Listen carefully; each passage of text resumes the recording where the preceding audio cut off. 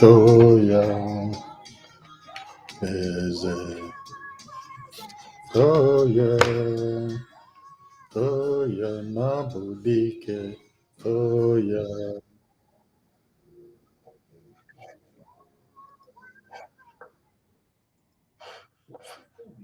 For success? The answer we usually hear, first from parents and teachers, then later from politicians and motivational speakers.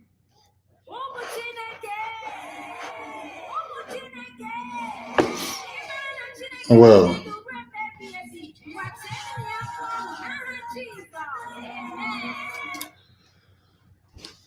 yes, my people, greetings from any part of the world you're watching me. This is Nze IK, your host. In my usual program, Nigeria Deserves Better. Today, I want to start by congratulating all men. I mean men, because here in Russia, yesterday being the 23rd of February, is usually taken as Dinner Teachers Fair. That is, in a nutshell, Men's Day. A day that all men, real men, who went to war, just like they have ladies Women's Day on the 8th of March, the 23rd of February is Men's Day, and I congratulate my fellow men from wherever you are. May God richly bless you. Bless your families. You won't know the worth of men until you lose your father or your closed one. That said, today I want to equally, first and foremost, join millions in the world of in glorifying the Almighty God for giving us such a patriot, a real man, late Pa Adebanjo, a very straightforward man, one of the few Nigerians detribalized that ever existed. In this my program, I am always praising you when you're good, and when you're bad, I will not praise you. So Adebanjo and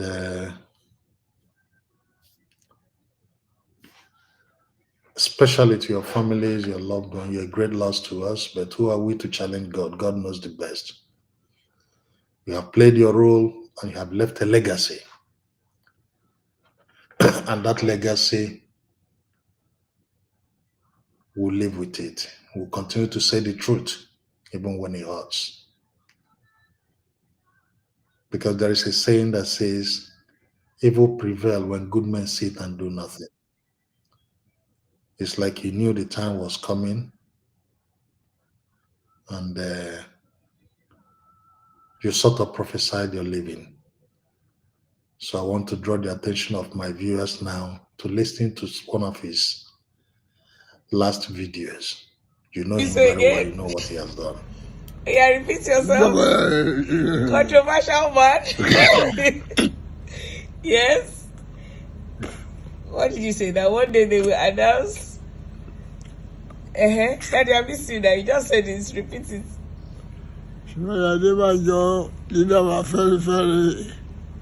The controversial man is gone. He died at the age of 90 something. He spoke now to his daughter. His baby, the doctor. And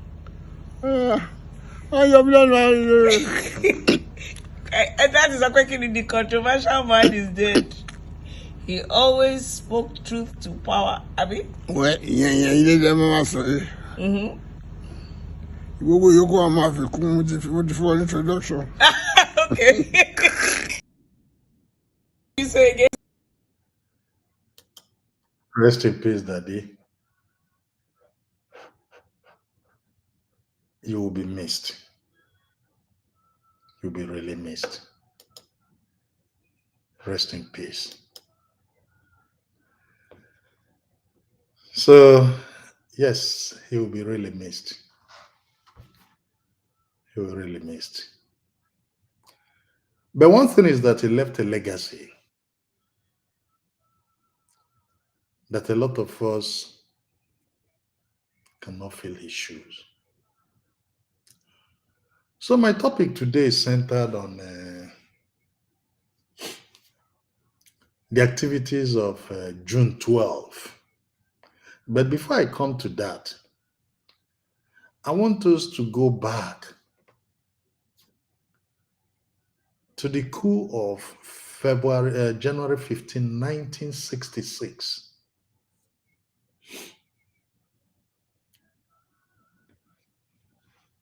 You see, this is a coup that was tagged an Igbo coup.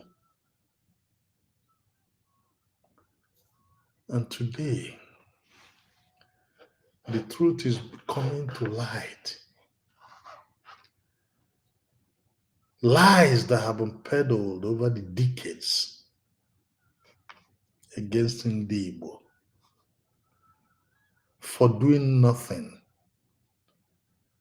just because of hatred, which we the Igbos are suffering till today in Nigeria.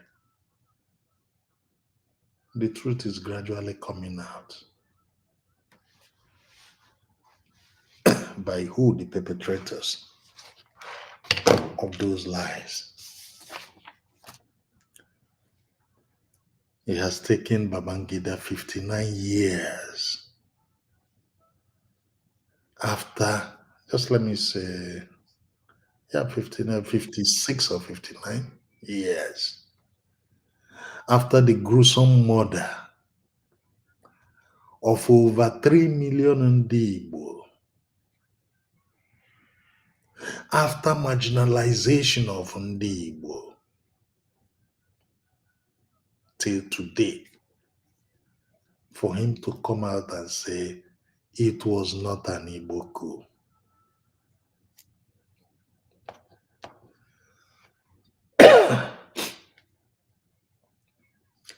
Last week, all of them gathered at Transcorp Hilton Abuja, who is who in Nigeria, according to them.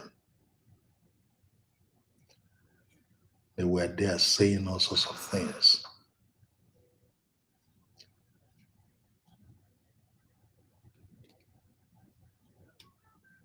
$17 billion was officially announced. The ones that were not announced, only God knows.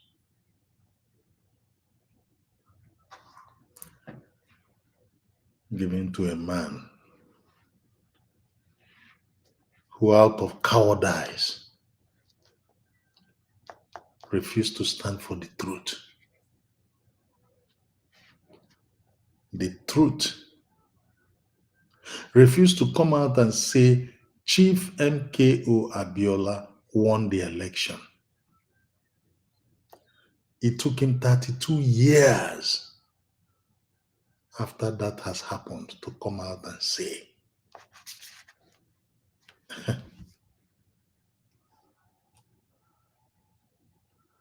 Here is a general of the Nigerian army. Like most of them in that circle, they call them the G34, the Generals 34 that graduated to the Kaduna Mafia. From the Kaduna Mafia, they formed their political parties.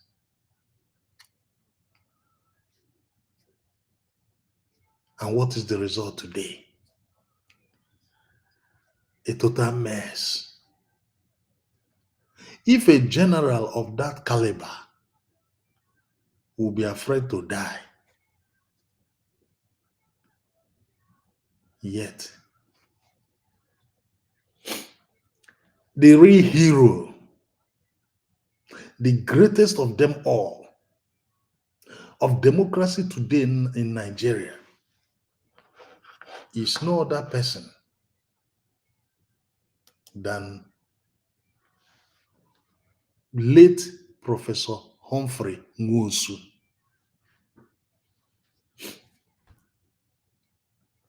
Late Professor Humphrey Nwosu is the real hero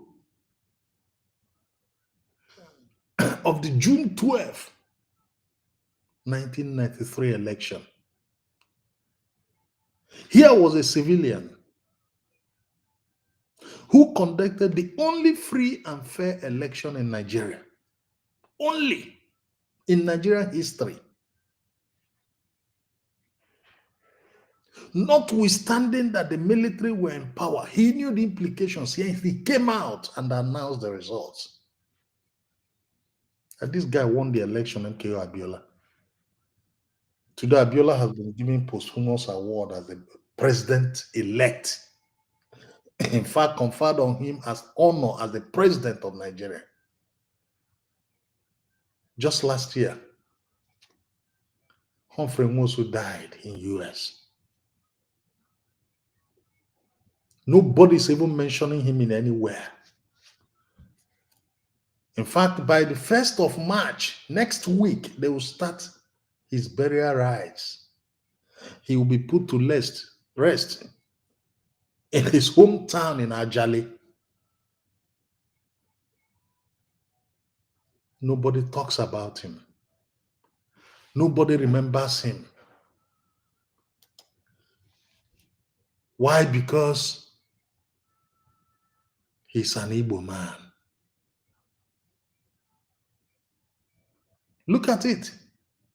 On Saturday, in Washington, D.C., there will be service of song, celebration of life for him. On Tuesday, March 25, it will be nights of tribute for him.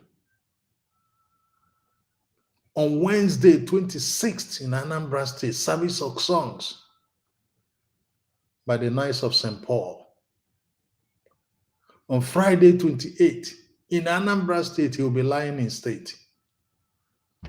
Funeral services, and he'll be put to rest.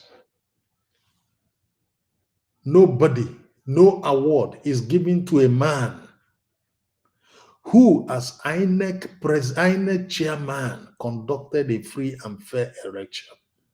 The man that stood against all grounds, against the guns of the military,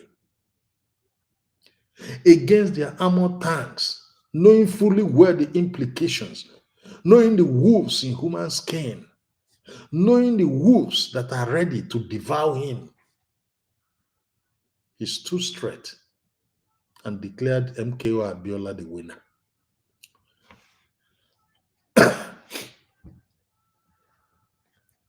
If such people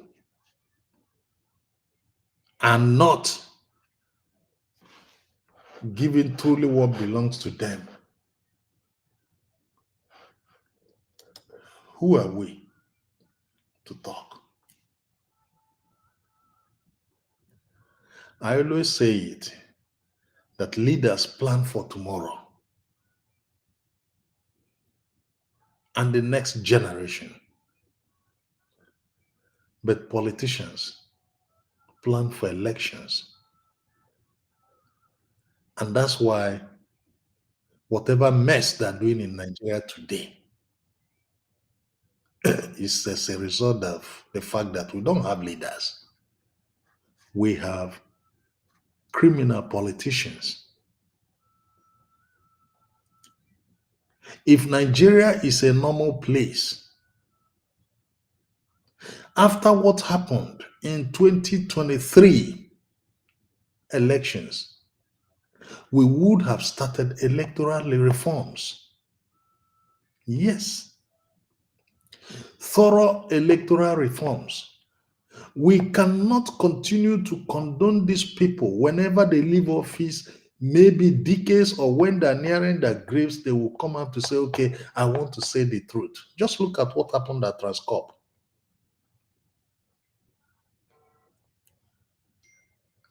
Everybody was sitting.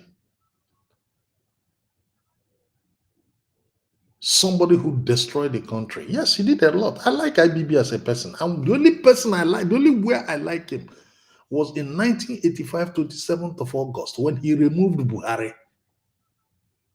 He overthrew him in a coup. That is the only aspect I love him and I respect him for that. Because if Buhari has remained in that place, by now Nigeria would not even survive it.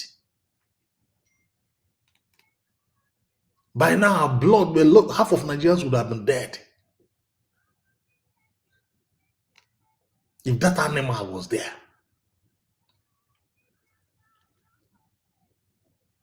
After decades, he came back again and now destroyed Nigeria entirely.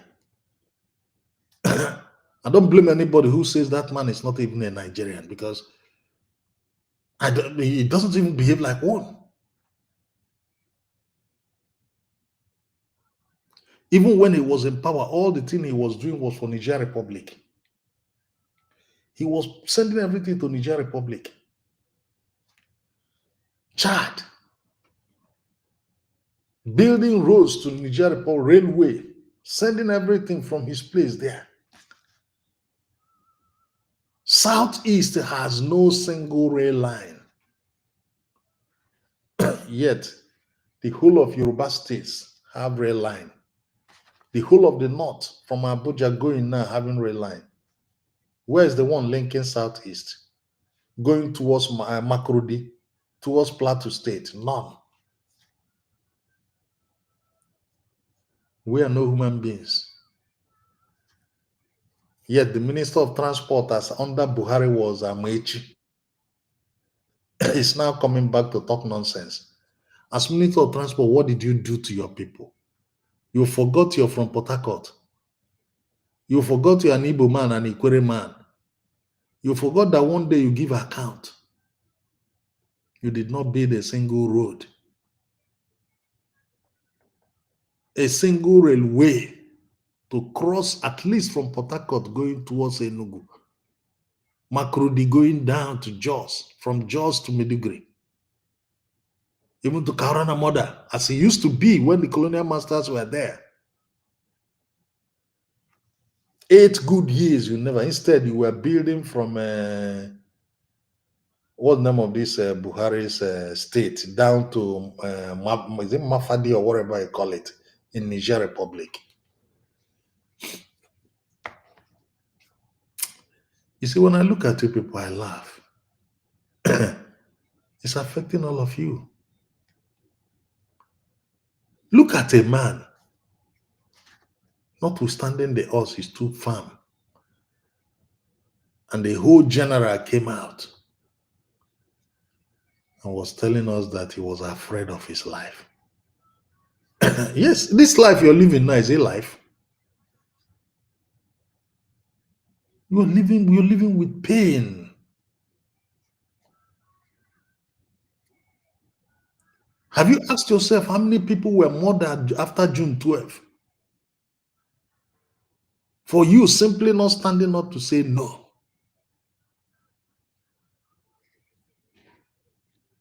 You're not telling us you're afraid of Sani.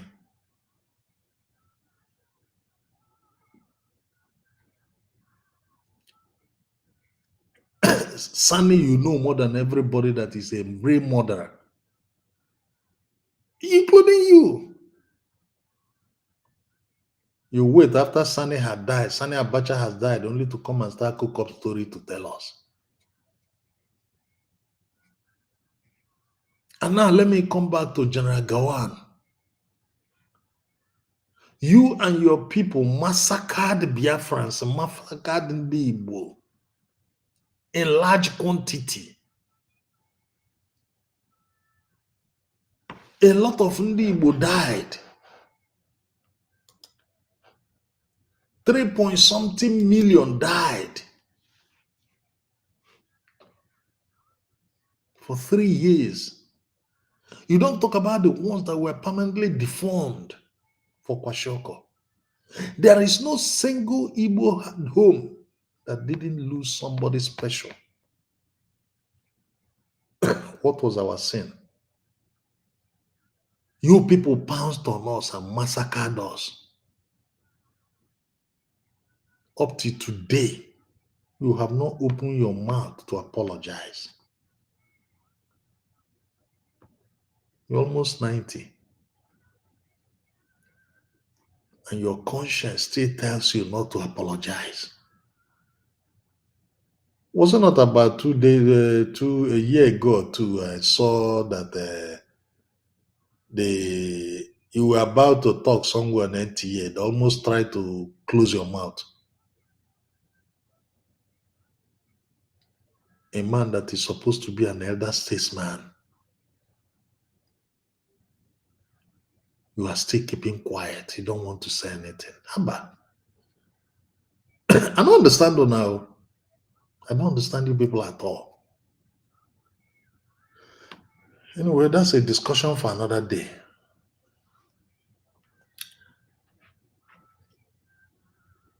We are still going to speak up, whether you like it or not. Each and every one of you. Today, the law might not catch up with you. One day,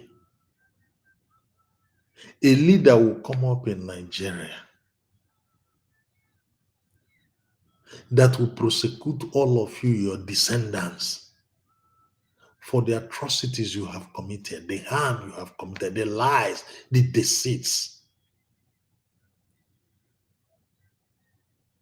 Look at people standing up. You gave what, the oil block, you did this, you do that.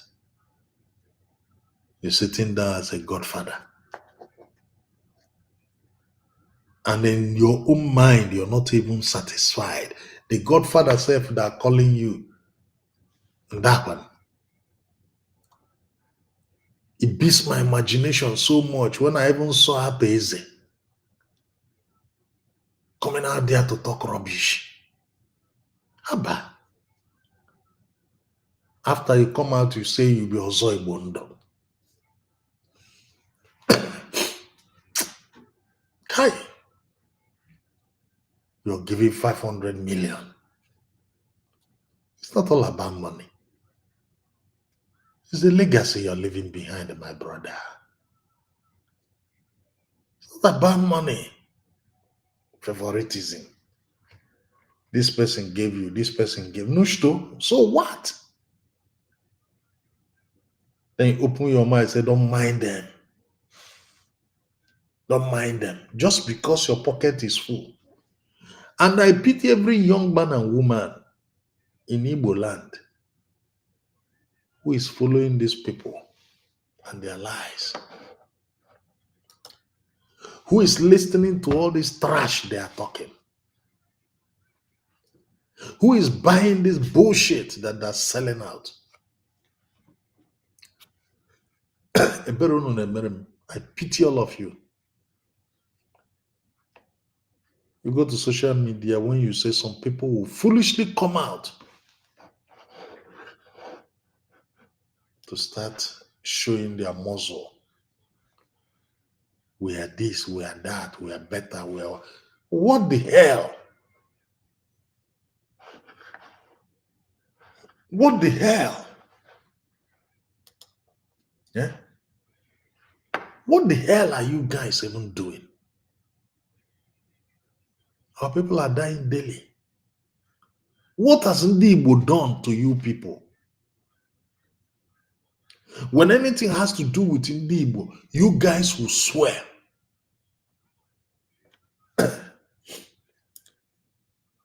I call it a dog in a manger. A manger is what my people call Abubuewu. In every Igbo family, in those days, not now that people are just building houses without reasoning. There is what you call animal husbandry in the home. We have our homegrown goats, sheep, even chicken. The essence of an Igbo man having that is a must that you must have it. The essence of any Igbo man having that is for that Igbo man, in case there is something like death can come, instead of coming to human beings, you to go and take that particular animal and go. Then you as a dog, you enter where the goats are kept, feeding. You will not eat their green leaves. You will not allow them to eat their green leaves. That's the situation in Nigeria. Nigeria is filled up of dogs in manger. They cannot lead. They don't have the capacity to lead. They don't have even the capacity to think out something right. Yet they want to remain in power. Those are all those your group. Stealing Nigerian money, writing among yourself, paddy government. But you're forgetting one thing. If you go, you collect your 6 feet by 2, and that's the end of you. Some of you will serve. 100 years is even already patalog. You can't walk around, you can't do anything. Yet you are amassing wealth. Once you go, your children who you have left this money for will scatter it. And leave you all to your conscience. There's nothing again to add or remove. But one thing is certain, one thing is sure. We shall overcome. No matter how you guys try to paint us, we shall overcome. Peter Obi won an election. What you people have been doing is to stop him at all costs. At the end of the day, everybody is suffering. Confusion everywhere. Nigerians know who they voted for.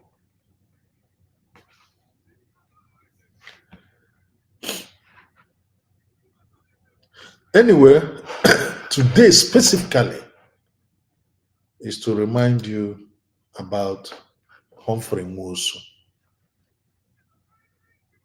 History will never exonerate you guys from unwavering sin of omission if you refuse to do the right thing by giving this man his deserved posthumous award for conducting the best election ever in the history of Nigeria. No matter whatever you people do, history will never be kind to you people. Humphrey Nwosu must get what he deserves. It's a right to have that. He must get it. And on that note, brothers and sisters, I wish you the best of the day. Thank you very much.